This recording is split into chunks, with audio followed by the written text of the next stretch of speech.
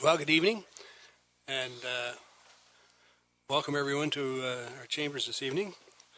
I'd like to call to order this committee of the whole meeting of the town of Saugeen Shores. Our first order of business is a declaration of pecuniary interest, and I'll remind everybody of your responsibility. Do so now or when it arises on the agenda. We have no additions or deletions to the agenda, so this evening we have two delegations, and the first is Andy Dunlop. He's president of the Saugeen Shores Minor Ball, Bill Clark, and Ann McKay. And welcome, Andy and Bill. Please come to the mic, and there's a little blue button there. Just push it on. And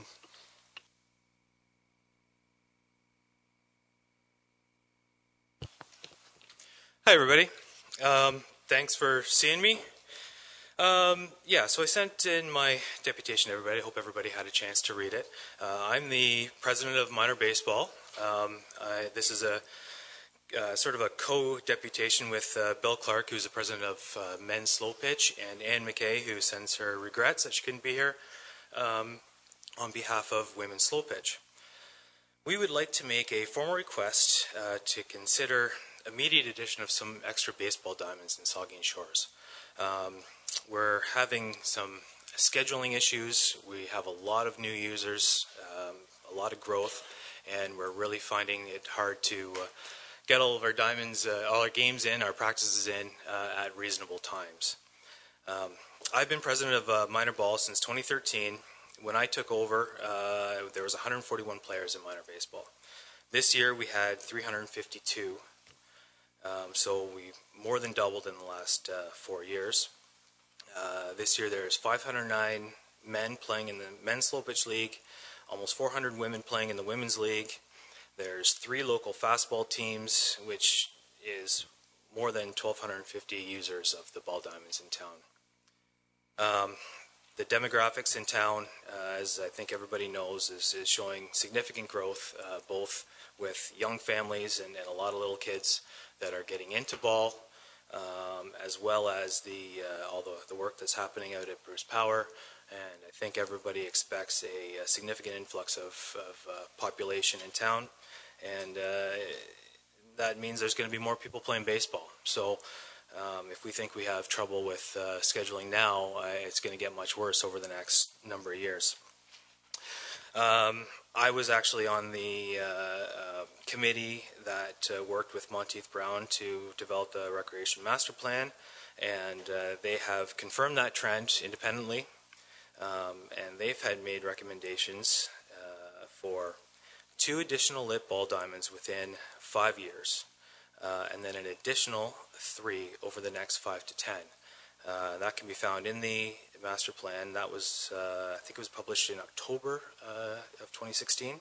So by the time we get through, and if any decision is made by council, we'll already be that first year through the first 5 years where they've made the recommendation for 2 more fields.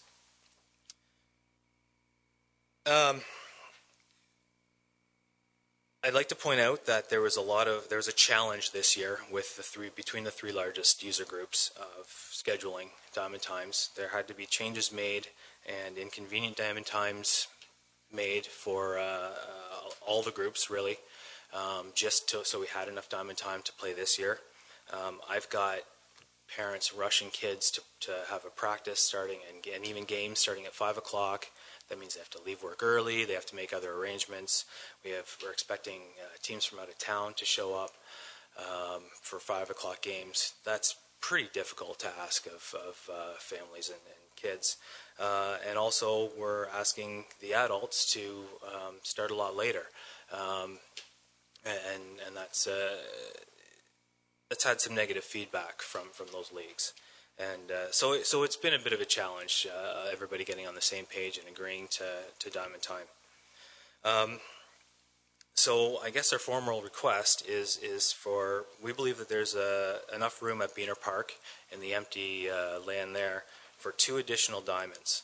And that should be enough to alleviate certainly the immediate need, hopefully the short-term need, and I can't speak to the long-term need. I think there is more need after that.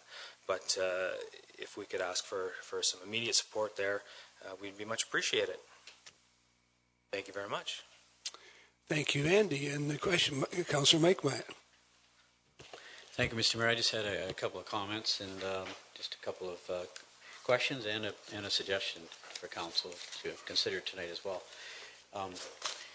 First of all, Andy, thank you for the presentation, and I concur with you. I've seen this develop for the last 7 or 8 years, where I figured at some point we're going to see a bit of a showdown with lack of diamonds in this community. The numbers just can't grow the way they're growing without starting to burst at the seams with the lack of playing fields. And I look back to the 2010 sports field assessment, and back in 2010 they suggested 3 new playing fields, and they're suggesting again in 2016. These are the same consultants that have recommended.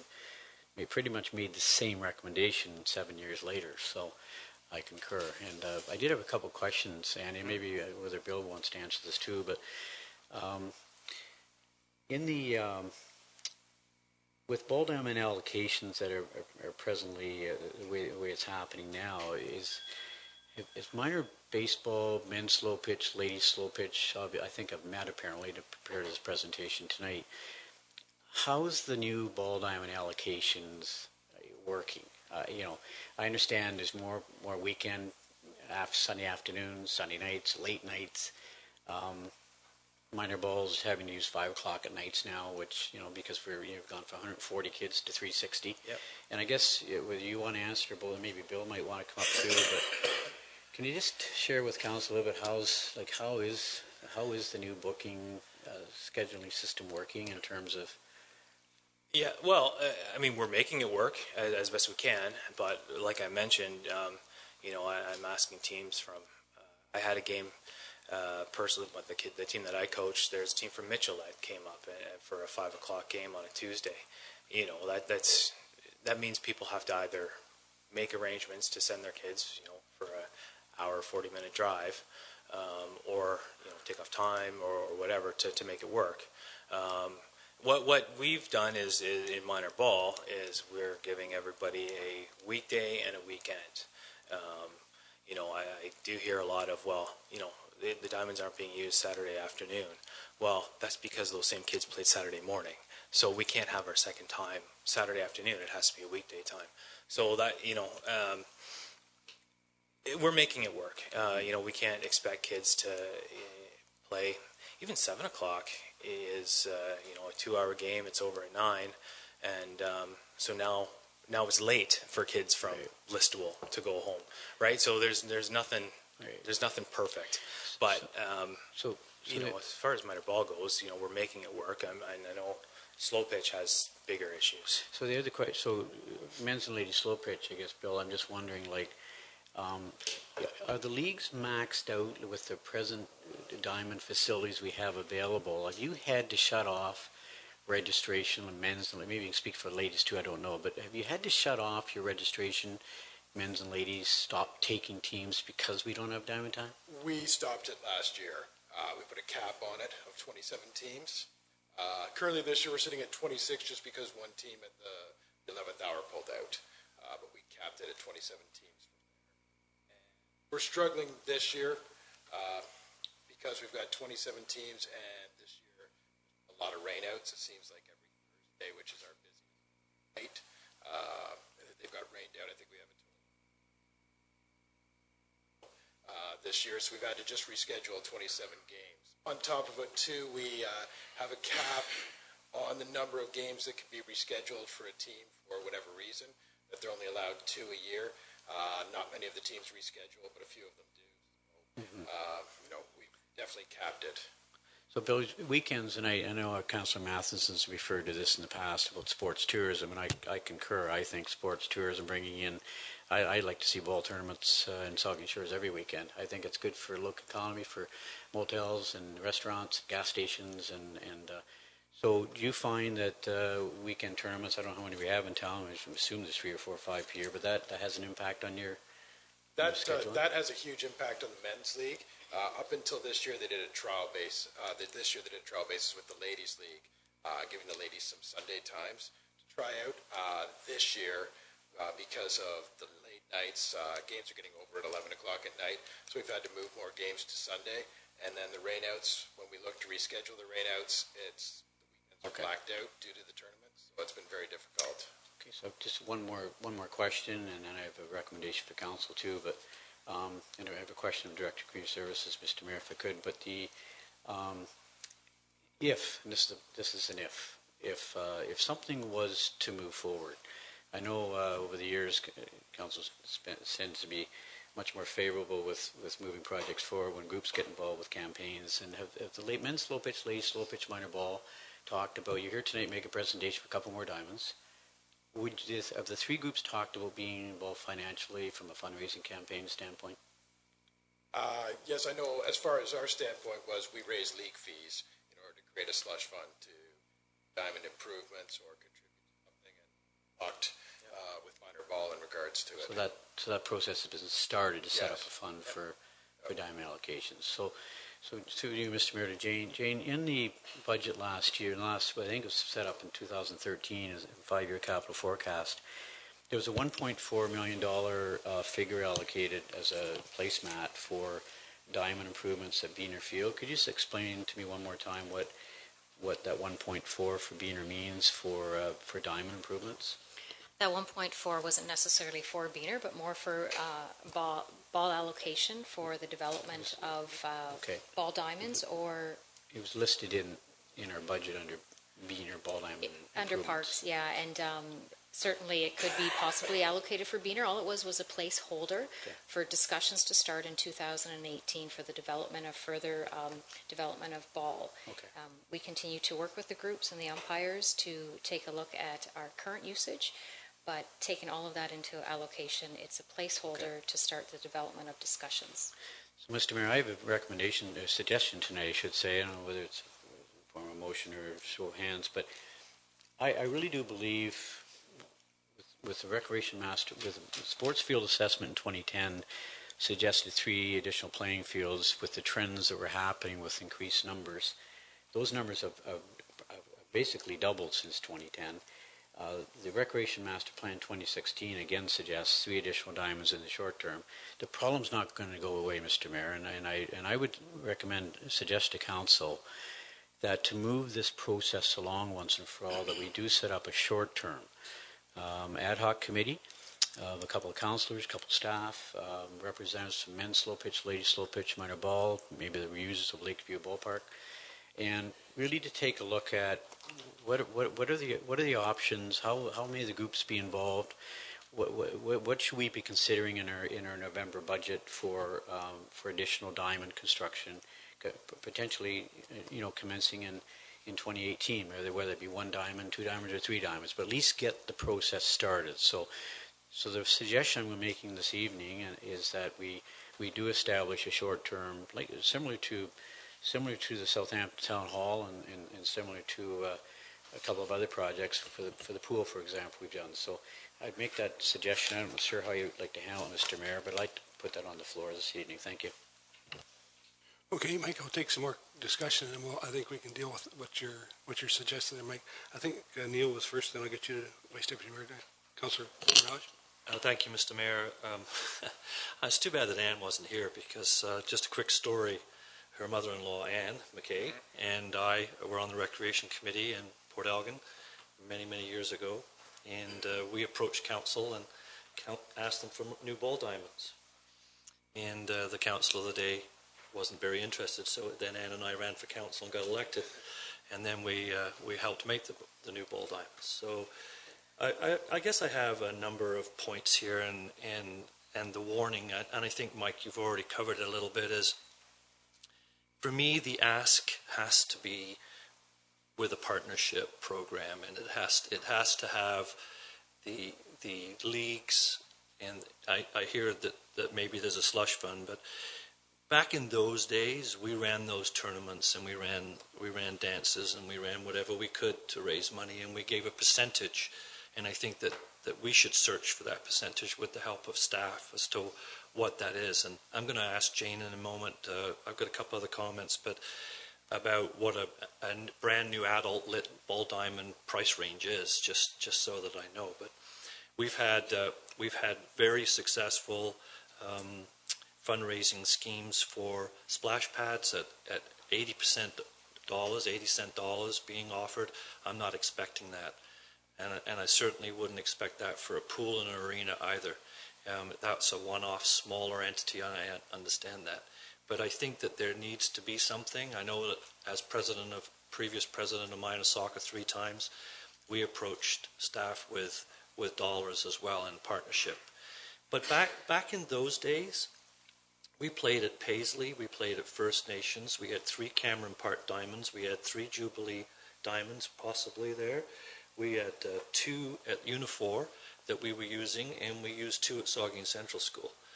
So we were roving around because we didn't have enough diamonds at that time either.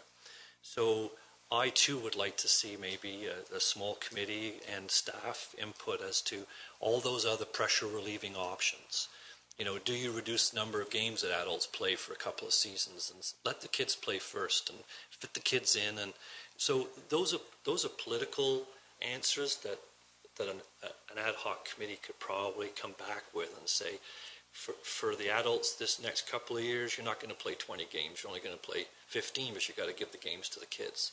So those are the kinds of things I'm looking for, and I would like possibly for Jane to, if she's got a ballpark figure, pun intended.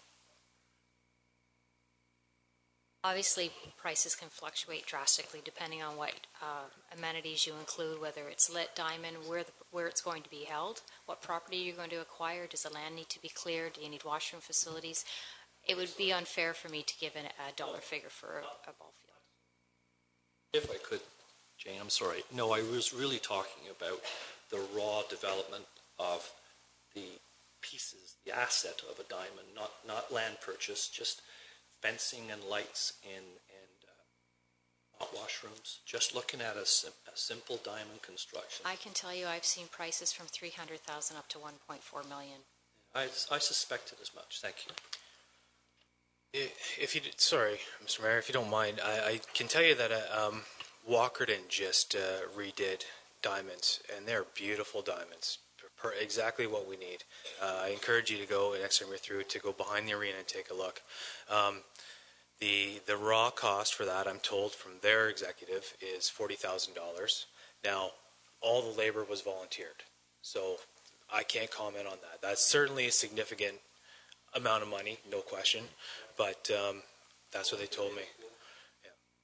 Yeah. I guess another comment I'd like to make is I'm all for kids first, absolutely. That's my being president of Minor Ball. I do have to point out, though, that it's the adults that pay the user fees more than the kids because of the what's it called, the discount that you guys get. So, you know, yes, if it were one or the other, kids definitely play first. But I do think it's important to not alienate the adults that are playing in these leagues because they're playing ball, their kids go out, they watch it, they want to play ball too. And if they start getting angry and stop playing ball, then it's self-defeating. Thanks, Andy. Thanks, Neil. Vice Deputy Mayor Huber. Thank you, Mr. Mayor. I can echo that. My nieces all play slow pitch, and they bring their kids, and their kids are out, and now they're playing t-ball. So what you just said at the end was absolutely correct. Through you, I wanted to ask Councillor Matheson a question. I unfortunately was not able to attend the Recreation and Active Transportation meeting last Wednesday, but that committee, which I'm a member, we took a look at the Recreation Master Plan and tried to come up with a couple of priorities to kind of, move the thing along. And we did come up with 4. We put them on a list. Top of the list was playgrounds. Second on the list was soccer fields and ball diamonds. I wasn't at the meeting on Wednesday, but I just wanted to, through you, ask Councillor Matheson if there'd been any comment at all about how we were going to go forward with what we had talked about at the meeting before, which was about these priorities and sort of moving along some issues from the Rec Master Plan. Because I can see the point of trying to create something that would draw together some ideas from users and staff and perhaps a few members of council. But the Recreation Committee has already sort of started that a little bit. So I just was curious what happened at the meeting on Wednesday when the second part of that conversation happened. If I can hear you, Mr. Mayor, thank you. Through you, Mr. Mayor, there will be motions coming forward tonight from the the Recreation Committee, where we'll be looking at advancing those 4 items. We decided that we weren't going to just take one, and please correct me if I'm wrong, Director of Community Services, that we're going to look at the 4, and from there we're going to try and come up with a plan. But I kind of like Councillor Mayette's decision here, or idea of creating another ad hoc committee, to move this forward. It is a need when you look at 1,000 adults, and I know with the ladies slow pitch, there's 2 to 3 teams that have to sit every game, and with the men's slow pitch, I think there's 5 or 6 teams that have to sit every night because we don't have the diamond space. Recreation is for everybody. Our rec master plan has stated that our facilities we have them, but not enough to meet the needs of the people. The biggest demographics are your baby boomers, and we see that they're more active now than ever. Our youth is growing by leaps and bounds. As I've said many, many times, we have 500 kids in kindergarten, and that isn't even registered for minor ball yet. So we are moving forward with it, Vice Deputy Mayor, but I don't think it'd be at the speed that is required, so that's why I would be supporting Councillor Mayette's decision. Go ahead, Neil. I think that if we're going to go forward, it sounds like we might, with an ad hoc committee. I'd also like to entertain discussions with the Board of Education and minor soccer, because Northport School is now at 2 portables and growing. They've already taken their library away, half their library away, to build more classrooms. The upward pressure of Northport School wanting to expand and have some playing field area for their use as well. I'm not really in favor of I know that right now it's not a soccer field that's in use, but it's got an in-ground watering system, and I really wouldn't be in favor of making it a parking lot. I think that the parking lot can be somewhere else. And before you know it, minor soccer will be at the podium asking for another soccer field, and we've got one right there. So I would like us to really broaden the look before we say yes to anything. But I'm encouraged, and I hope that we can see this through and relieve that pressure for you. Thank you. Any further comments? Go ahead, Deputy Mayor. Thank you, Mr. Mayor, and thank you guys for the presentation. I was just wondering about the ad hoc committee concept, and the one approach that we used before when we did the pool. You'll recall back in 2015, I guess, when we looked at the pool, was we allowed staff to appoint a committee really as a tool for them to use as they put together their budget submission. Really what we're working toward here, I hope what we're working toward, is a 2018 budget submission on this subject. And it sounds like that was already sort of in staff's thinking anyway, with the 1.4 million that's in the long-term capital plan. So if we're working toward that, perhaps what we could do in order to expedite the process would be to simply give staff the direction that we want them to come back to us with a recommendation on this subject in the 2018 budget, and we'd like them to, along the same lines as they did with the pool, bring together the interested parties, all the folks who are here today, as well as their colleagues and anybody else who may be identified as an interested party, as well as a couple of members of council, and use that group to advise them as they develop their budget submission for 2018. All I'm suggesting is rather than go through the formal striking process and have it take 6 weeks, and really that's probably not a necessary delay or thing to do in this case. My suggestion. I think we always need to be cognizant of what our procedural bylaw says, and I think we need to always follow it. But I don't disagree with it. I think really, to me, I think if we're going to want to strike a committee, I think we should refer to striking for some idea. But I don't think we don't. This is a really good problem to have with a whole bunch more people wanting to do good things in our town, right? Absolutely. So I think we just need. We know this. We know how to deal with it. We've been told we need at least 3 diamonds. And I think, by the time you strike a committee and go through this, get them up to speed. I think this committee here is perfectly capable of directing staff to come back with some options for this year's budget to say we need some answers about trying to develop, increase our diamonds. And I think that's probably the fastest way we're going to get to it.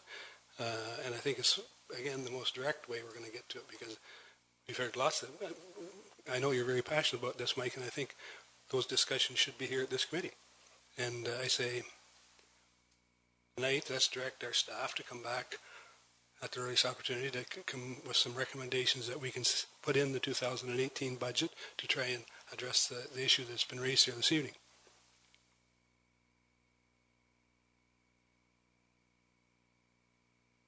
Well, I don't think there's been any motions on the floor, but that's what would be my suggestion if you want a consensus on that. I mean, if there's a motion to be put on the table, then it'll come from, not from me, but it'll come from the eight of you out there. But I think that's the best path forward to solve this problem, because we've been told how many times we need 2 to 3 more diamonds. So really, it's only a money issue from now on. I think part of the problem is addressed also in the last item on the agenda, is this allocation. My screen's gone blank, but what is the last item? It's about allocating time and how, to try and make that work for everybody the best way we can, you know. But, Don? Through you, Mr. Mayor, the user allocation policy is a good policy where we look after those with the greatest needs, but all of our facilities are maxed out.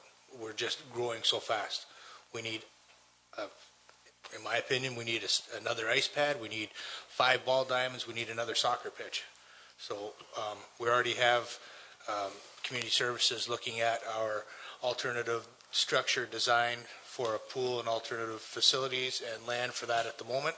So can they handle doing another one to get back to us in a timely manner? I think, you know,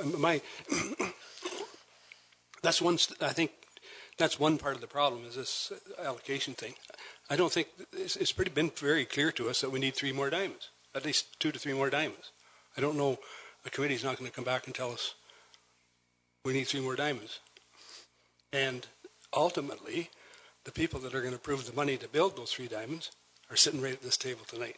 And I think that's where those decisions should be made. If we can expedite it very quickly, I think we go back to staff and say, we've had some really good input tonight, say, look, what's our options? And we'll have the discussion and probably deal with it in 1 or 2 meetings. Councilman Ott. I can support that. Is there a mechanism where we could, as individually councillors, send an email with a bunch of suggestions and a bunch of considerations to staff so that they can work from that? Or If I check my, sorry for interrupting, go ahead. I think every one of us here is pretty well skilled at sending emails to people and staff. If you've got some input to it, by all means, send it. And I think that's, maybe if you want to speak to it, David, I think, to my mind, I think that's the least cumbersome and fastest way we're going to get to a decision about how we're going to deal with this issue, is because you're going to get a recommendation from a committee that's going to come back to this committee to say, well, we've seen one of them the last council meeting, how that worked out. Well, I think, can we leave it at that, or if there's not a motion on the table, I would say that's the way we would expect staff to proceed, is to come back at your earliest opportunity with some options about addressing this issue with 3 more diamonds. One more time. Yep, go ahead. I wanted to make the point, Mr. Mayor, that and I'm sure staff will do this, but just to make sure that we do include the user groups in the discussion in the interim as that recommendation gets created. Because if we are going to make a recommendation around Beaner Field, a lot of those questions about the design and what we need and what the diamond should look like, what their use is going to be critical. So I just strongly encourage you to include these guys, and as well as Ladies Slow Pitch and other user groups in your discussions as you're building that. I'm sure you will do that, but I just wanted to make that point, and so you got so that we have that involvement. Thank you, Mr. Mayor? Yeah. Go ahead. Just as I made the recommendation, it's too long. I remember not long ago I questioned the need for Southampton Town Hall Ad Hoc Committee, and the council think it was voted 8-1 to approve that committee. I just felt that I at that point felt that staff were quite capable to come back with the report.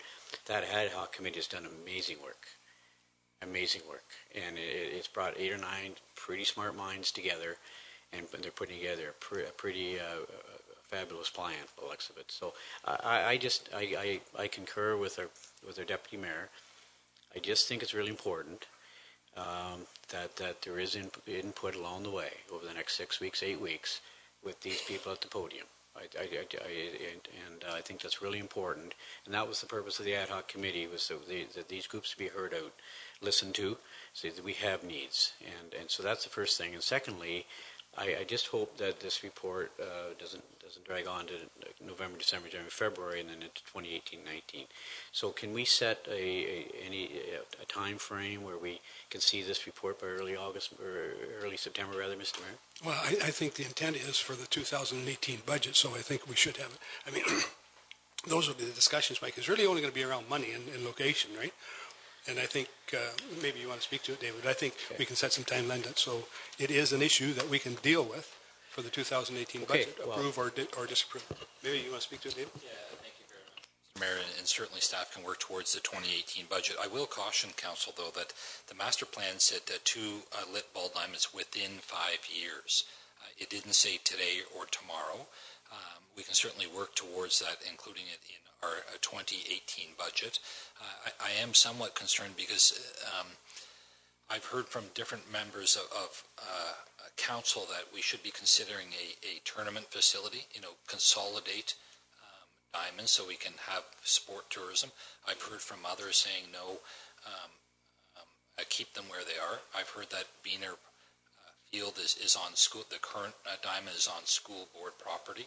So there's a number of issues, and when we're reactive to somebody coming with good ideas and good information, when we're overly reactive, we can get into trouble. So we'll work towards the 2018 budget. We'll consult with our user groups who are the critical members of this. But I would caution council, it's not an easy. We can price a ball diamond in a week. But is it the right ball diamond? Is it in the right location? Does it meet our long-term goals? Takes thoughtful dialogue with our users, and we're prepared to do that. But it's not a simple task. So I just want to remind council about that. Staff have lots of priorities. Thank you. So, go ahead, Andy. Sorry, if you don't mind, can I comment on the tournament thing? I'd like you to know that I ran a minor ball tournament for the second year this year. I had 22 teams come to town. It was a couple weekends ago, the 23rd to 25th. We used all the diamonds all day, every day. It was a fantastic tournament. I had to turn away at least 8 teams because we were full. I would love to grow that tournament. I had teams coming from Corunna, from Waterdown, from Woodstock, from Kitchener, from all over the province, and all of them gave me great feedback. So there really is an opportunity now for that.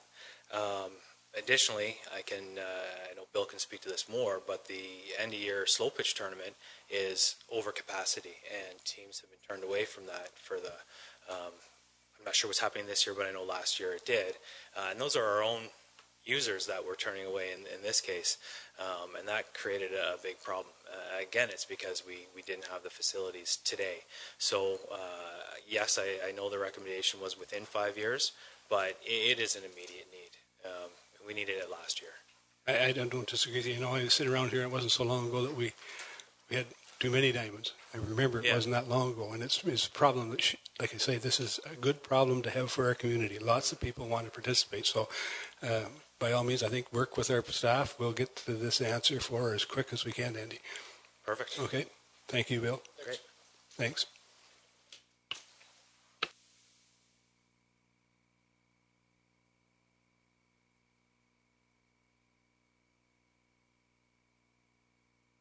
So, yep, yes. Sorry, so we don't need a motion then to direct staff to look at that? That's just...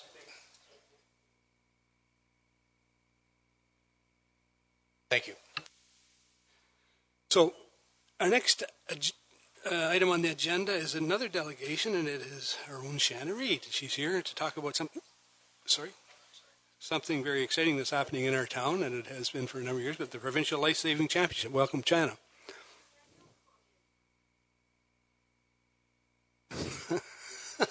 There we go. I'll use my pool voice. Mr. Mayor, council, staff, media, member of the public. Shanna, if I might. The two of them left. Shanna, if you might, why don't we wait until the rest of the media gets in? Sure. Because this is really a good... Does council mind if we take a little break until the media comes back? And this is a really good story, and I think everybody should hear it. We thank those people for persevering.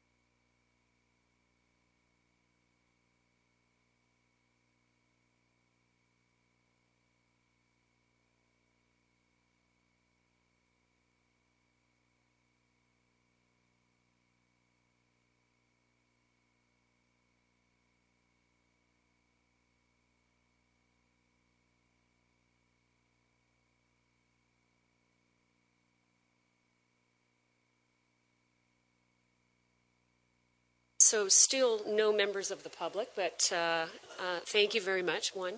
No, she's staff. Thank you very much for inviting me today to talk about our life-saving sport provincial championships. I heard a lot of comments in the last presentation about sport tourism. Well, this is a good sport tourism story. In 1978, Port Elgin actually hosted the provincial championships. So that was almost 40 years ago. We're back at it again in 2000.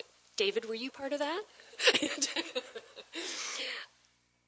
And it's going to be happening in August, August 12th through the 15th in 2017. We are going to be highlighting our two communities, both Port Elgin Main Beach and Southampton Chantry View Beach. We wanted to make sure that people from all across Ontario, when we're bringing them in, that they were actually going to see our beautiful Saugeen Shores community. So you may have seen these posters around town. We have many of our businesses supporting us in this venture. And I did want to let you know that it's not only one championship. We're actually hosting 3. Oops, I'll put that back. So first of all, we have our junior championships that are going to be happening on our waterfront.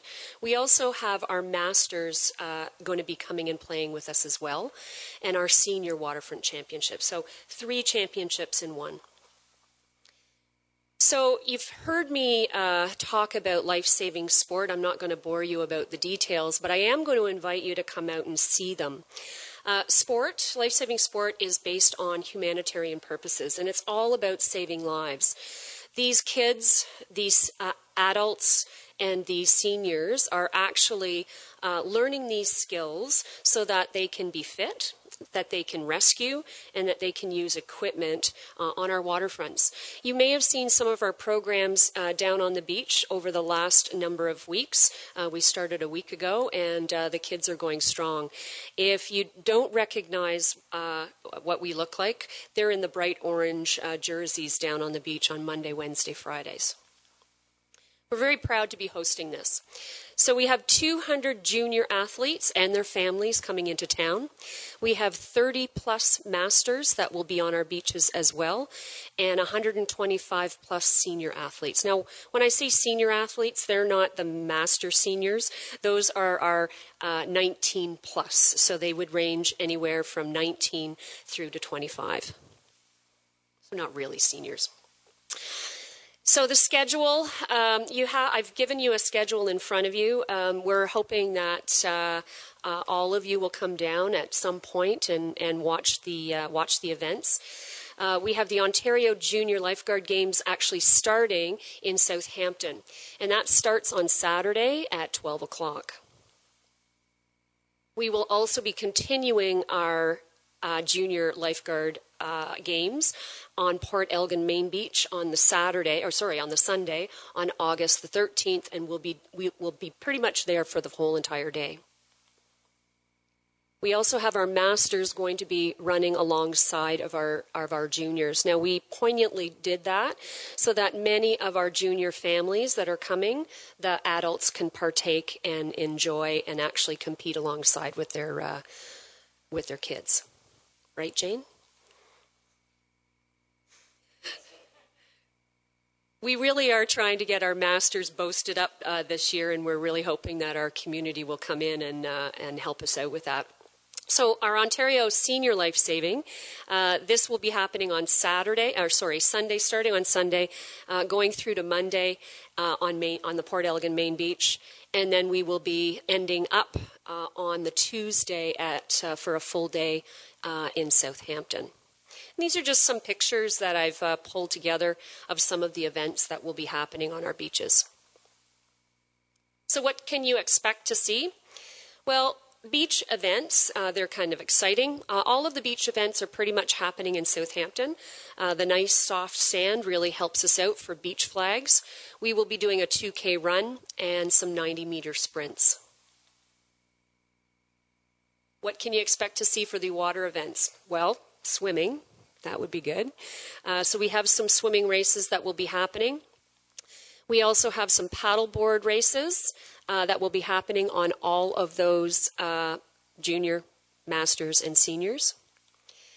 And we will also be doing some paddleboard rescue races. And again, remember what the main reason for this sport is. It's for those humanitarian purposes so that we can save lives. We will also be doing a surf ski race, and that's the funny-looking kayaks that you see us running around in, and that will be happening again on Port Elgin Main Beach. You have this link to a YouTube. If you're interested in going to this at your leisure, it is actually a pretty funky YouTube video to be watching. It was highlights from last year's 2016's Netherlands Rescue 2016. We did have a couple of competitors that actually competed in that event, and some of them you can actually see on this footage. I won't show it to you now. So we're hoping to see you at the beach. And does anybody have any questions? Councillor McMahon.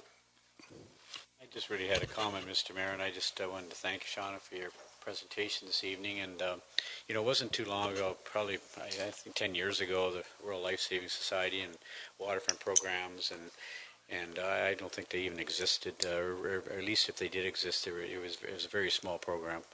I don't think they were around 10 years ago.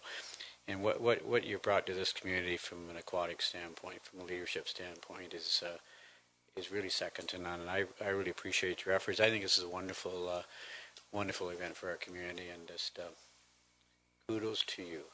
Thank you. Councillor Minaj. Thank you, Mr. Mayor. My question would be, other than us, of course, are there any other prominent politicians or special guests coming to view the games?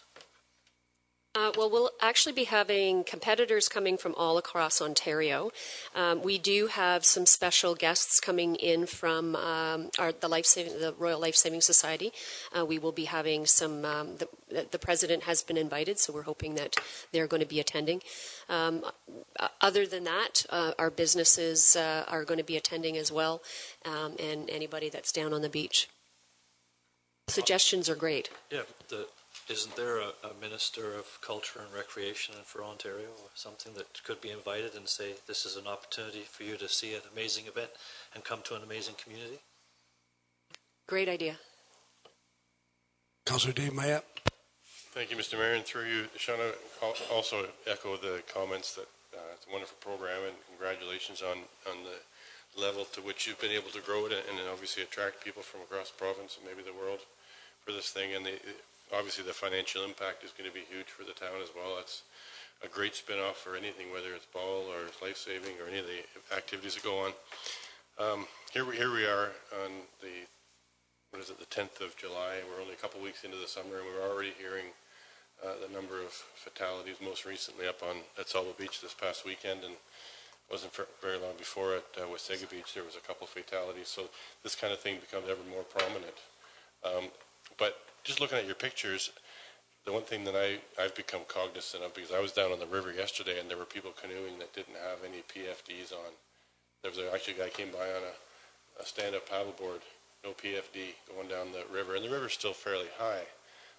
How much of your program focuses on educating those that might be watching to wear a PFD every time you're on the water? Because I'm seeing people in kayaks and things in your pictures here, and none of them seem to be wearing it now. I'm not sure they're all capable of handling themselves, and there's ample help in the vicinity while they're performing or competing, but it's those type of things that are causing these fatalities. Every one so far has been a simple failure to wear the proper equipment while you're out there. So how much do you focus on that part of it?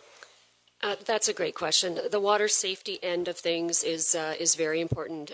Again, you'll see the kids all wearing their rash guards, and these are bright orange gear that they're in. It's mandated for our program. One of the reasons is for that is visibility, for sure.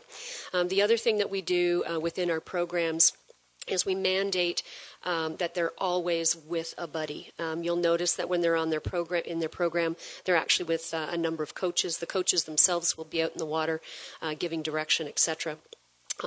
So for the program itself, absolutely, it's a key message that it is that you're with somebody else, that you're getting trained, and you're getting the skills that are required to be able to do some good. So do some good is into rescue other people and or self-rescue. The other thing that this program does, it's not in itself its lone program. With all of these kids, we are encouraging them to go through to their bronze medallion and their bronze cross, and that is another get trained message for the community. Now, I think you're talking about when somebody comes down and sees all these kids in these lovely rash guards, what do we do? Well, we do promote it on a regular basis. So, and we have had some instances where we wouldn't go in the water with our kids because it was too dangerous for them. And we would be suggesting to other people on the beach to do the same as well.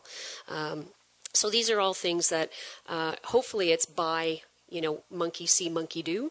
But definitely it's a get trained message that we're promoting with this program. If there's no other comments, well, again, congratulations, and we're looking forward to the competitions in August. And we'll see you on the beach. Yep. Thanks, Shanna. The next item on the agenda is a general government staff report. It has to do with our police services building, and our CAO, David, will present it. Yeah, thank you very much, Mr. Mayor. This report is in follow-up to my last report where Council directed staff to pursue the new build option on our municipally owned lot. We're trying to keep this project moving, and our next step that we're recommending is that we hire a project manager to oversee the project. In the last report, I did dedicate quite a bit of space in that report to outline what the role of a project manager would be. This model has been followed in Saugeen Shores before.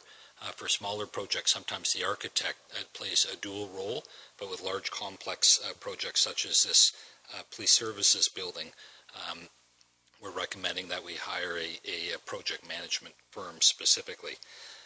The decisions tonight don't bind council to any final decision, but we are moving along the road, and tonight's decision will move us that much further along.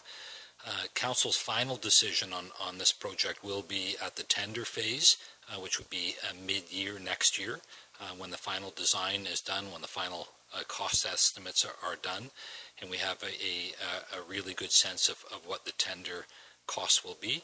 And then when we award the tender, that will be council's final decision on this project. I'm happy to answer any questions. Thank you, David. I'll read the recommendation and then we'll take some questions. The recommendation is that council authorizes a request for proposal for a project manager with an estimated cost of $165,000, and that council authorizes the formation of a steering committee comprised of the CAO, police chief, director of finance, and the contractor project manager, and the council directs the director of finance through the CAO to create the necessary accounting structure to fund and track expenses related to this project, and that the CAO report to council as appropriate on the status of this project and at necessary decision points. Councillor Grace, did you have a question? Yes. Oops, sorry. Thank you, Mr. Mayor. My question is about the project manager and the project management team. So the $165,000, does that cover the project manager only, and will that be till the end of the project? Yes, through you, Mr. Mayor. So that cost is an estimate based on a general estimate of what project management fees are. It's usually about 2.5% of the overall contract. Our RFP will include, and our contract with the successful proponent will include outs, so that if at any point we decide we're not going ahead, we're not bound to the overall fee. And that carries the project right through from the very beginning to the very end. There are no other project management fees. The project management team, I'm recommending a steering committee, but the project management team would include an architect as an example, whose fees would be built into their costs, a cost estimator whose fees would be built into their costs, the construction, probably the general construction person whose fees would be built into those costs. So we're not looking at any additional project management. This takes the project from beginning to end, and we're in an enviable state. The earlier we get a project manager on board, the better. Thank you. Vice Deputy Mayor Huber, then we'll go there. Thank you, Mr. Mayor.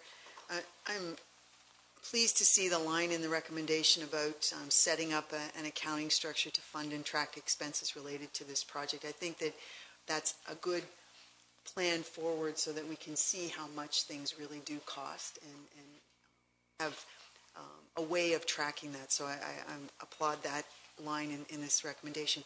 I'm curious to know, though, and I appreciate that you said, because when you say project manager, it sort of suggests one person, but you did add to that by saying that it's basically a firm. And I am curious to know, though, with a price tag like that, and a couple of other things coming up for the town, why can't we just hire a person to work for the town full time to do this for a number of things with a price tag like that? So that is a question. I'd like to be convinced that this has merit. I'm also concerned or curious. You've got a structure here set up and an escalated timeline, which I understand. However, in the midst of all of that, we will have a new police chief. So how does this all relate to the fact that the initial steps will be one chief, and then I presume, I guess I'm asking for an update on the hiring process with the police chief, but I presume we will have a new chief on board, I think sometime in the fall, and that person then would step into this if they have differing opinions of what's necessary, needed. I'm just curious to know how that all fits together, and I just would like to ask for you to restate what you just said to Councillor Grace, so I hear it one more time. This does not include anything that has anything really to do with architectural fees. They would be in addition to the 165. So I guess I just need to be convinced that this is a good way to go, but I'm curious to know about the police chief change in the midst of it all, how that relates. Thank you. So through you, Mr. Mayor, and there's a number of questions there, Vice Deputy Mayor, so if I've missed anything, just let me know. So just to be clear, this is hiring a firm to do project management for us, and typically there is a lead person that is assigned to the project. So every meeting we have, all dialogue is through that, but they come with a very deep team of talent and skills. And in my head, we're going to be hiring a project management company that may have built 15 police stations across the country, or have a lot of depth of experience. So this is only for project management fees. The RFP that we will release, which it has been prepared, itemizes in details. It's about 6 pages of what we're expecting from this this process. Part of the process is, as an example, hiring an architect, and they'll do that in conjunction with the steering committee, following our town purchasing bylaw. That architect will have fees, but will be built into that component of the budget, which is already included in our estimate. And by the way, this number has already been included in our budget. In terms of the transition of the police chief, the timing is such that the project management team, it'll take us 3 to 4 months to actually get that project team in place. So we'll hire the architect, we'll hire the cost estimator, all of those other elements, and that's when the design actually starts. We have a preliminary design. In my report, I'm estimating that that's going to start sometime around December. By that time, the new police chief will be on board. So we'll have, I would say, with the police services and the police chief, they'll be very involved in the design stage, and that's really what you want. You want the people that are using the building to be like that. I'm not anticipating any issue in hiring a police chief. The deputy mayor can comment on that, but certainly the plan is when we get to the design phase, the new police chief will be in place. Councillor Minaj. Thank you, Mr. Mayor. Thank you, David, and council too. I think you know I have some background in project management, education, and skills. And my questions are really, this is the beginning of a new direction as I see it for the corporation, is to really sink our teeth into a project management team and hold them accountable as well. So for me, I'd like to see more. This is when we're going to start the work, and this is when we're going to end the work. So on time, on budget, those kinds of philosophical thoughts and processes. And so my hope is that there are many other members of our community who are retired project managers who might actually do better than all of us, and maybe some of staff at vetting the right people to who are saying the right things, and they're believable. But I would be looking for bonuses and punitive clauses that clearly say that this is a big enough project in our community that we don't want $1 million cost overrun, and we don't want it delayed for a year. So how can any of what I've just said help or have you already got all those bases covered? Since we were talking about baseball, I'm asking about those bases. Through you, Mr. Mayor, this process, I've used project management companies in the past. I've also used highly specialized project managers. I managed the renovation of 7 libraries at once, on time, on budget, using project management experts. It is a skill. It is a science. The cost estimates that we've included so far are plus and minus 25%. I've said that to council. That's been clear. By the time we get tender, by going through this process, we should be plus or minus 2%. So that the surprises that we're getting now when we go out for an RFP and the numbers coming back dramatically different, it's part of that is the dynamics we have in our community. It's also because our projects aren't really big enough to hire experts who are cost estimators, and that's part of this. We're anticipating that the tender budget, when council comes to that decision, it will be very, very close. Certainly we can add in performance clauses to our subs. The project manager, it's very difficult to do because they're working on our behalf, and we could make changes with your permission to the scope of the project, or if the Police Services Board want to make changes. So usually that performance element is tied to the general contractor contract. So at what point does this amount of money and this amount of business and this corporation that's expanding rapidly, and I've asked you this question before too, we have legal opportunity to involve legal. So is this another one of those projects where at $6.87 million and project management and on time and on budget and clauses and everything else that we need a legal department, or we need to engage a legal department to make sure we've got it right?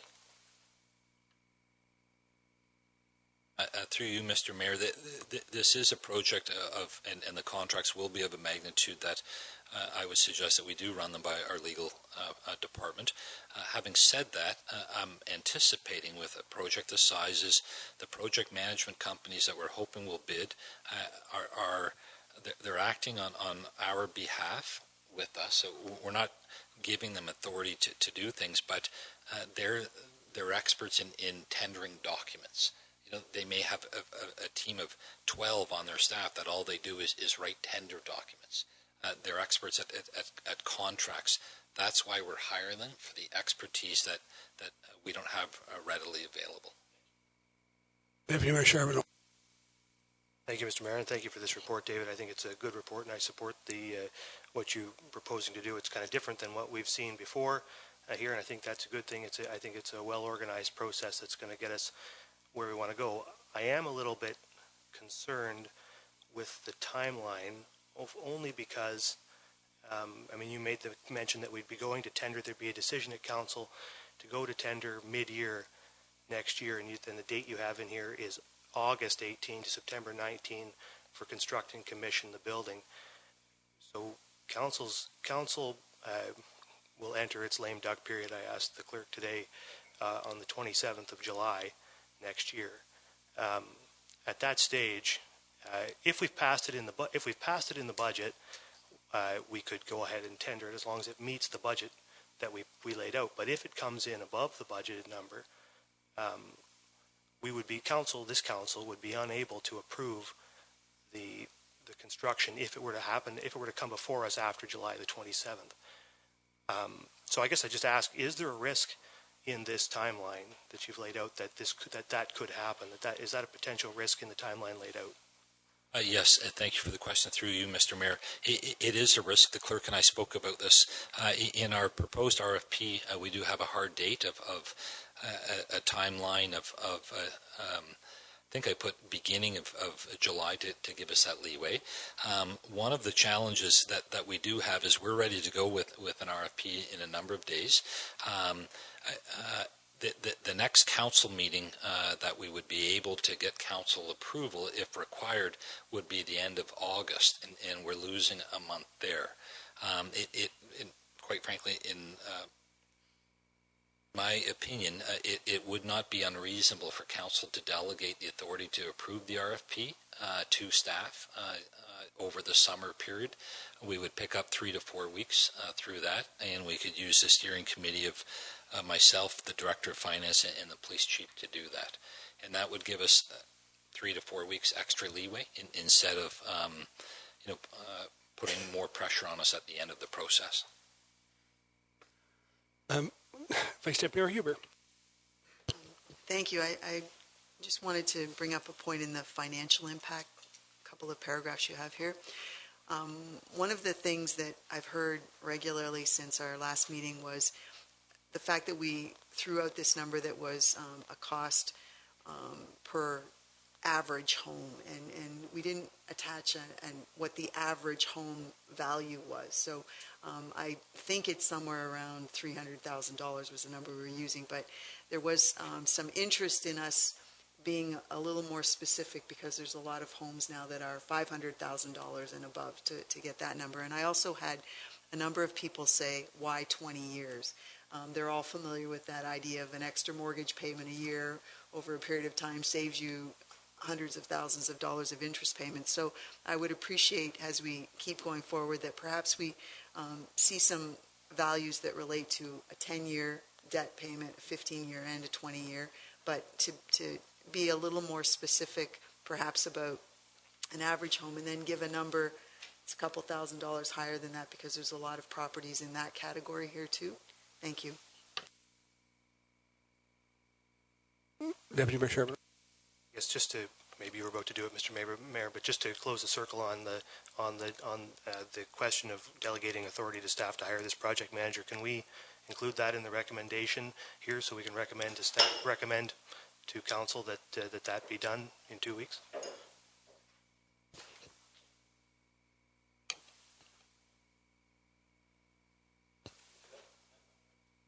I would say we could do that with an amendment to this recommendation. I would support it.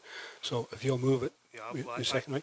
I would move that staff be delegated the authority to hire the project manager. Okay. So, is there any further discussion on this? Do you want me to read the whole recommendation again, or is everybody clear on it? With the amendment that staff will approve the RFP? Okay, I'll call the question then. All in favor? Opposed, if any? That's carried. So, our next item is a code of conduct for council. My staff report has to do a code of conduct, and our clerk, Linda White, will present it. Thank you, Mr. Mayor.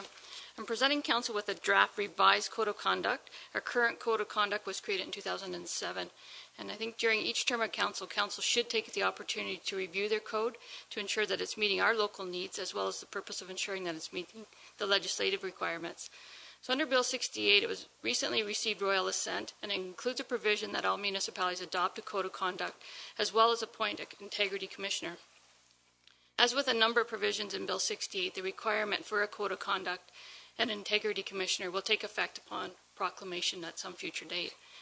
In anticipation of Bill 68 provisions being proclaimed, the clerk of the county of Bruce and many of the lower tier municipalities have been collaborating on drafting a code of conduct and to jointly retaining the services of an integrity commissioner. The code attached to this report is very similar to the code of conduct that was recently adopted by the County of Bruce and is quite similar to our existing code of conduct. However, it does provide for a little bit more detail in some of the areas. It is not the intention of this revised code to eliminate any of the provisions that are currently in our existing code of conduct, but to rather enhance those statements in the document. The main difference between our existing code and the revised document is that the code of conduct now would provide for the enforcement of it by an integrity commissioner and sets out the duties of that integrity commissioner. So with respect to the appointment of the integrity commissioner, the County of Bruce Council has authorized the staff to proceed with a request for proposal. The request for proposal will contain a provision that will allow any or all local tier municipalities to retain the same commissioner if we so wish. So upon the completion of the county's RFP process, municipal council or the municipal staff will report back to you with regards to the appointing of an integrity commissioner. So tonight we're just looking for you to review the draft code of conduct. If you so wish, we'll make it for recommendation, and then we'll report back with respect to an integrity commissioner once the County of Bruce has finished their RFP process. Thank you, Linda. There is a recommendation. I guess I'll read it and we can deal with it. That recommended that a bylaw be introduced to adopt the revised code of conduct for members of council, that council approve participating in the countywide request for proposals for services of an integrity commissioner. Start with Councillor Dave Mayette. Thank you, Mr. Mayor, and through you, thanks, Linda, for this presentation. Certainly I understand where it's coming from, and you covered a lot of points. You said that the clerk for the county of Bruce, has been collaborating with, you said, many of the municipalities, lower tier municipalities. So does that mean that not all of them, or was it all of the municipalities within Bruce County? What I mean by that is that the municipalities that choose to update their code of conduct, they've been participating. Some municipalities have recently created their own code of conduct and are quite satisfied with it. Okay, so it was an option and not all of them took it. That's great. It was a general discussion. Okay, and secondly, with the concept of sharing the cost of an integrity commissioner across all the municipalities in the county, do you have any idea what the cost of that might be? No, at this point in time, no, I don't. I think the fact that all municipalities are going to require an integrity commissioner, the fact that right now the number of integrity commissioners was limited 2 to 3 years ago, and more integrity commissioners are now offering their services. That dynamic about the need for integrity commissioner and who can supply it will change the dynamics and also change the costing. Right. In your answer, it seemed like you inferred that to be an integrity commissioner, you have to hold certain qualifications. Would that be the case? You have to be, yeah, the act, the way it's written right now, does not require any specific qualifications. There is a chance that the minister does write regulations saying if there are qualifications. In the past few years, the integrity commissioner typically has been a lawyer by trade. What we're seeing is that retired PAOs of municipalities have started their own businesses, so people are expanding and offering services of integrity commissioner. When that RFP comes in and we see the proposals, we're really going to have to look at the qualifications and their experience. Okay, very good, thank you. Typically what they do, I think you hire them on a retainer, so they're a modest retainer, and then if they need to do an investigation, then there's an expense that is generated from that investigation. So it's not, I think that's probably how it'll happen, and yeah, it'll be a retainer of some, I don't think it's going to be wildly expensive, unless you get a whole bunch of complaints. So an integrity commissioner could in fact act for several municipalities across the province, and only depending on how many implied infractions there were, that's how busy they would be. Okay. Councillor Mike Myatt. I just had a couple quick questions through you to the clerk, Mr. Mayor. Linda, I guess this came, code of conduct was presented to us, I think, in our first 6 months of council, so I saw it on the agenda tonight. I went, why is this all of a sudden coming forth? But I understand the report a lot clearer now. There's nothing that's transpired, just for the benefit of the public, where from a code of conduct standpoint that none of us have stepped out of line. There's nothing odd going on here, correct? That was the first thing. The Bill 68 recently received royal assent. You mentioned the report, Linda, but not yet proclaimed. Is there advantage or disadvantage to approving it here this evening before it's actually officially proclaimed? Is it just putting the, like, so is there an opportunity that Bill 68 could in fact be changed where then we have to amend, or what's the process? Just curious. Through you, Mr. Mayor, to the first question, you're absolutely right. This is a review of the code of conduct, and it's being brought forward with respect to the Bill 68. There is nothing undue that any council member has done that we're trying to address. With respect to the second question on whether there's merit in holding off until the act is actually proclaimed, and the minister has regulations in effect, certainly there's merit to that. However, there's also merit in taking the lead on this, getting out and get the RFP for an integrity commissioner. If there's changes that are required, staff will bring those back and recommend an amendment to their code of conduct. Councillor Minaj. Thank you, Mr. Mayor. I have three things. The first one is 3.6. I guess the first one is we're going to vote on this tonight, and this is going to be enacted upon? Well, the recommendation just says that, as with all of them, that the clerk will come back with a bylaw that will make this. Okay, thank you. Bring this. 3.6. There's nothing to speak about how we're bound in most corporations, even after you leave the corporation and you're privy to confidential information about that corporation. So when I'm no longer on council next December, I should not be able to suddenly release all the information that I've garnered while I was on council. So I don't see that written anywhere. Is it implied, or did I miss it? That's one. All right, I have two more. So the second one is 7.7. So I would like to think that at some point we progress. And one of the things I've asked repeatedly is that municipal staff is expected to, and it says what they're expected to do, and it's all about administrative practices, doing our decisions, but the feedback loop. Like, I'd like to see something that says from time to time municipal staff should be giving us updates as to how that administrative practice that we asked them to do 2 years ago is working out. You know, some sort of continuous feedback loop. And the last one is kind of serious, and it's just happened this weekend. And I took exception to a member of the public getting my personal email address. He has access to my personal email address. And he's already accusing me of being in violation of this code of conduct after he's read it. So I have blocked his emails to my personal email address, and I may have made a mistake replying to him with my opinion.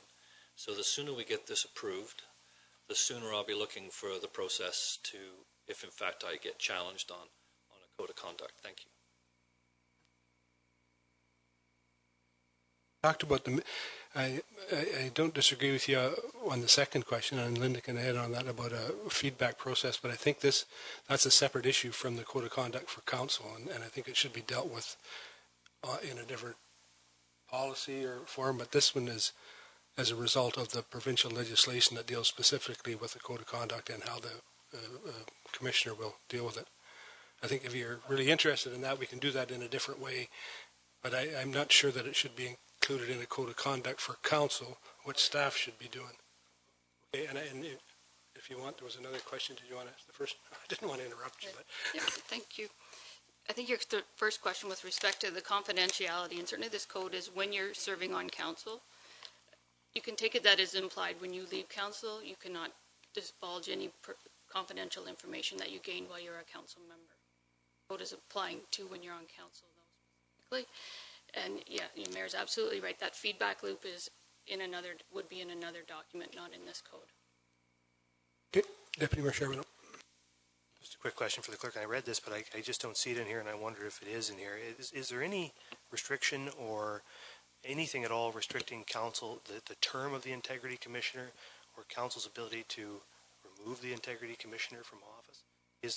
Are there any restrictions around that at all, or is the integrity commissioner employed entirely at the pleasure of council?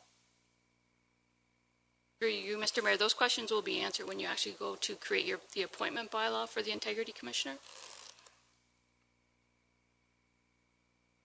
Very good. Any other questions? I have one, and I know this deals with, and this, I know it's not in the legislation, but I think it would be worthwhile for the council to consider, is we have a number of committees where we have a number of not only council members sitting on it, but members of the public, and I would think it would be worthwhile that we develop a code of conduct, and that council expects of members of those committees, because I think it should apply to the committees just as well. This is specifically dealt with council, but I mean, this is a separate issue that I think we'd have to direct staff to come back with some policy in some future date. But I honestly think it's, I see no reason why we wouldn't have one for everybody that sits on our committees, so we all understand how we should be treating each other when we go to committee meetings and treating staff. So I'll leave that with you from staff to go ahead. Right, Vice Deputy Mayor, done? Okay. So if there are any further questions, all in favor of the recommendation? That's carried. So the next item on the agenda is Environmental Services and Transportation Staff Report. It has to do with the streetscape plan on High Street, and I believe Jane? No, sorry, Amanda. Look down the agenda. Sorry, Amanda. That's okay. So the streetscape plan is on High Street in Southampton in 3 stages. this year we're looking at High Street or Huron Street to Grosvenor Street. My apologies. Next year will be Victoria to Albert, and in 2019 will be Albert to Grosvenor. The staff has worked with the BIA to come up with a plan that they're satisfied with. We sent it through the Accessibility Committee, and we did a public meeting on June 22nd. The plan shows there are some bump outs at the intersections. This was to give pedestrians safe crossing instead of peeking out behind parked cars in the angled parking. A mid-block crossing, because that was seen as an important piece as well, and an additional accessible parking space in front of the Walker House. There'll be new trees, planter boxes, and benches to be worked out with in accordance with the BIA's recommendations. Thank you. I'll read the recommendation and then we'll get to questions. The recommendation is that Council endorse the proposed streetscape plan for High Street from Huron Street to Grosvenor Street as presented to the Southampton BIA, and to allow staff to continue with tendering this design for construction in the fall of 2017. Councillor Madison. Thank you, Mr. Mayor, and through you. Was it not changed? Is it not now Grosvenor Street to the end of the boulevard? Are we not resurfacing down around the boulevard? I believe that was what came up when we were getting ready to have the tent put on down at the bottom of the boulevard, I was told. Through you, Mr. Mayor. No, the work is being done between Huron and Grosvenor, but what we talked about was because of the pegs of the tent, that they are small holes, which allow the water to get in. So we're going to cut out larger holes to make a larger patch to make that a better seal over where the tent pegs were. That boulevard was redone recently, that we don't want to do it when it's not necessary. With the success of the last couple of events that have occurred down there, is there something we can do in the road to be able to have the tent there every year or every couple of years without damaging the road, or is that something that's just going to happen because of the size of the tents and the structures that are used to peg it down? Again, through you, Mr. Mayor, it is because of the size of the tent. We were wanting to use those concrete waste blocks only, and it's not enough for the insurance companies to be satisfied. So it will be something that's needed, but we worked with community services to try to get a place that we could limit the number of holes into the road to balance it out between landscaping and asphalt. Okay, any further questions? All in favor of the recommendation? Oh, sorry. Go ahead. I just really wanted to, I just wanted to make a comment that I appreciate all the work that you guys have done on this with all the public consultation. This has been the result of a very long process of ongoing streetscape designs and back and forth on designs, and I think your work with the BIA in nailing this down and coming up with the compromise that this ultimately is to make something that is going to create better pedestrian accessibility in the core of Southampton while at the same time preserving the angled parking, which is so important to the businesses in the core, is great. So I just really wanted to compliment you and staff on the work that you've done on this and getting us to the point where we have an acceptable plan to move forward on. Thank you, Mr. Mayor. Thank you. Thank you. So then I'll call the question. All in favor?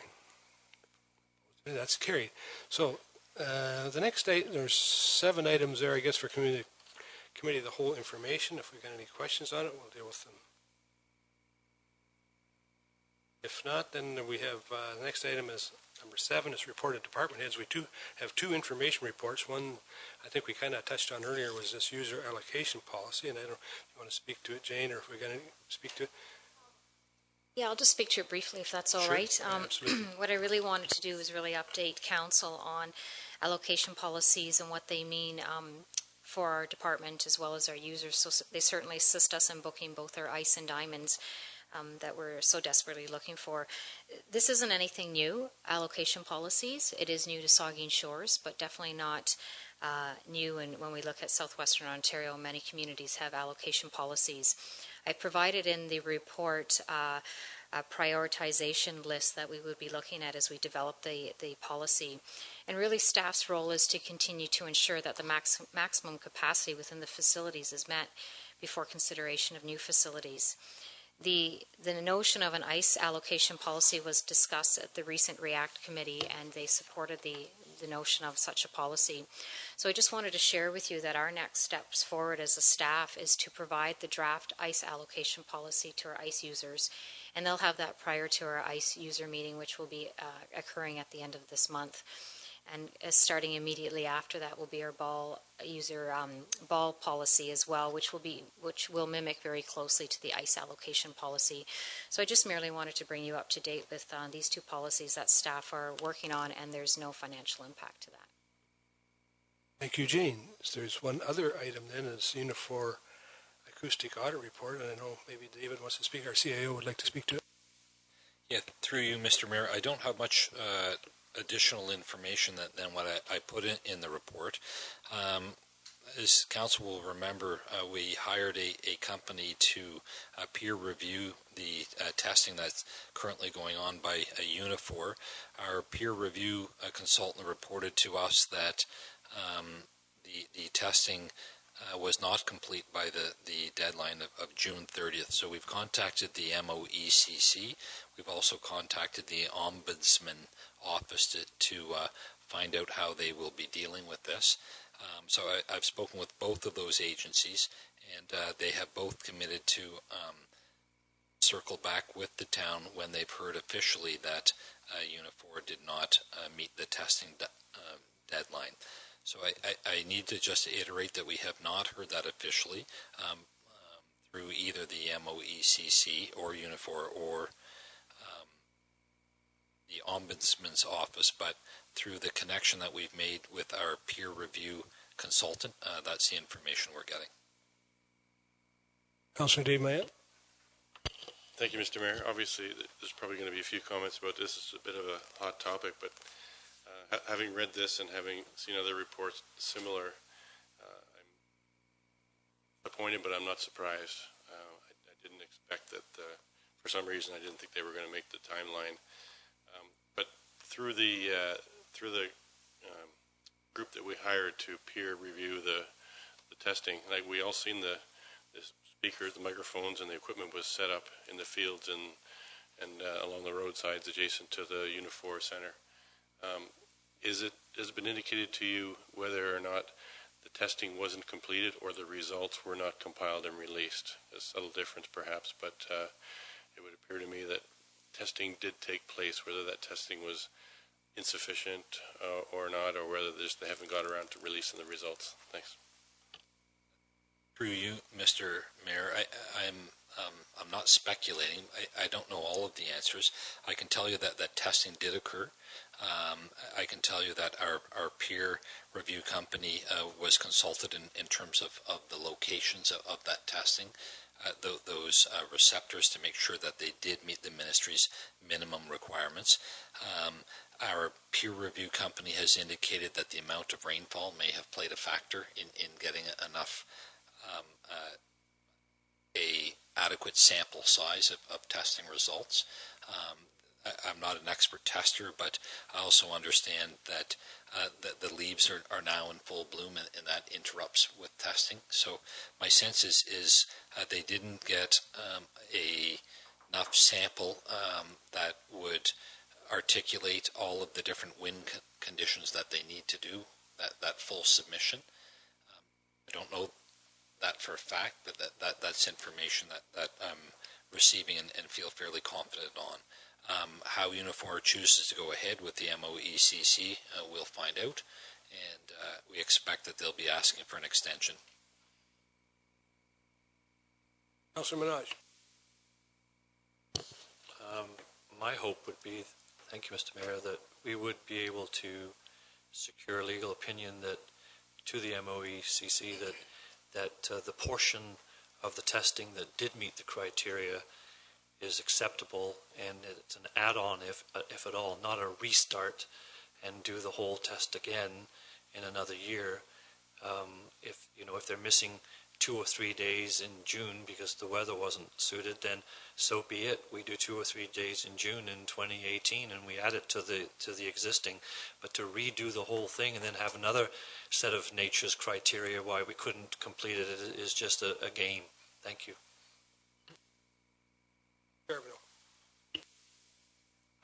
Thank you, Mr. Mayor.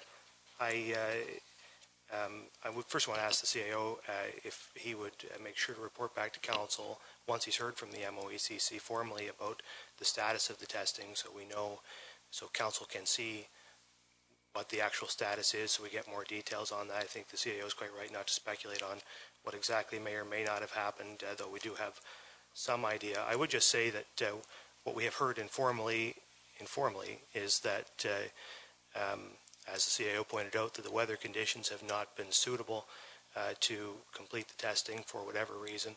Of course, we've been waiting 18 months for the wind to blow just right to test this turbine. The weather never seems to be right, but it has. But I would just point out that the wind has blown hard enough and has been just fine in the last 6 weeks to generate a great deal of complaints from the people who live closest to that turbine. I have letters here. I have a letter here from a resident of Goble Place who complained 20 times between May 22nd and June 14th. I have another one from a resident who complained 7 times during that same period with handheld decibel readings, which, although not conclusive, demonstrate that the turbine may have been operating outside of its allowable noise limits. I have another resident emailed me today, complained 3 times during that period, and they could have complained more times, but they felt it was futile, and who could blame them? So I just point out that the wind isn't blowing hard enough to meet the Ministry of the Environment's criteria, but it's blowing plenty hard to annoy people who are living close to the turbine. And like the turbine, we spin around and around and around and around and around. Keep spinning. So I asked the CAO to return with a report as soon as he can to let us know what the results of this are. If it turns out that we don't have, that the testing was not completed, it was supposed to be completed by May 30th. It has. If we find out it hasn't been completed, then I would suggest that council should write yet another letter to the Ministry of the Environment, asking them to make the testing mandatory, must be mandatory, and asking them that if it isn't completed by the date, a fixed date, that the turbine should be shut off permanently. And that when they do the testing, they should actually set up test sites in the places where people are complaining, and not in places where no complaints have ever been received from, which is where those sites were. All these people who are complaining 20 times, they didn't have a test thing in their backyard, didn't have a test thing anywhere near them, because they're only setting up test sites where nobody ever files complaints from. So we should probably insist on that too. But we don't know yet what the situation is. Let's hope they've been completed. I think I know what the answer is going to be, but we'll wait for the CAO's report. Thank you, Mr. Mayor. Thank you. So that's the end of our agenda. We'll take a motion to adjourn. Vice Deputy Mayor Huber. Sorry, you went so quickly over all of the communications. I was flipping and you moved on. There's one item in there about OCIF funding that the ministry is being very specific about how we're eligible to apply for up to $607,083. I'm just curious. The deadline's not till September the 27th, but we haven't been successful, but there's a definite number here. Do we have any sense, or could we expect at some point soon to hear the 1 or 2 projects that are being considered? And the criteria is pretty specific when you get into the form, but I think there's some of the past applications could be resurrected, but we can only apply for one thing, so it'd be good to have a good shot at this. So sure, I think David can address it. Yep. Through you, Mr. Mayor, thank you very much for the question. So the senior management team received that as well, and we are pursuing a particular project that we'll update council on as soon as we're ready. It does take a slightly different twist. I would suggest that hopefully will get us over the finish line. Okay. No further questions, and we'll take a motion to adjourn. Councilor Madison and Deputy Mayor Charbonneau, all in favor? Adjourned for 10 minutes.